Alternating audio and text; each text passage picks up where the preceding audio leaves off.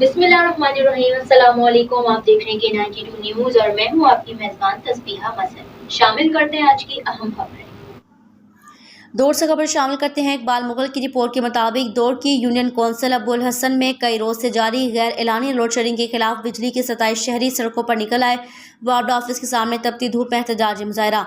दौड़ तहसील की union council हाजी अबुल हसन के दर्जनों देहातों में गुज़िश्ता कई रोज से जारी बिजली की गैर एलानी लोड शेडिंग के खिलाफ रईस इमामुद्दीन मरी, चौधरी जफर हुसैन जट, नदीम मरी और दीगर की क़यादत में शहरियों ने दौड़ वार्ड ऑफिस के सामने तपती धूप में एहतजाजी मुजाहरा किया। इस मौके पर मुजाहिरीन ने बताया कि नवाबशाह की क़यामत खेज़ गर्मी में यूनियन कौंसिल के दर्जनों देहातों में 16 से 18 घंटों की लोड शेडिंग ने शहरियों की जिंदगी अजीरन बना दी और बिलों की अदायगी के बावजूद फीडर को बंद करके शहरियों को तड़पने पर मजबूर कर दिया और बिजली बहाल करने के लिए रेस्क्यू काम भारी रिश्वत का तकाजा कर रहे हैं।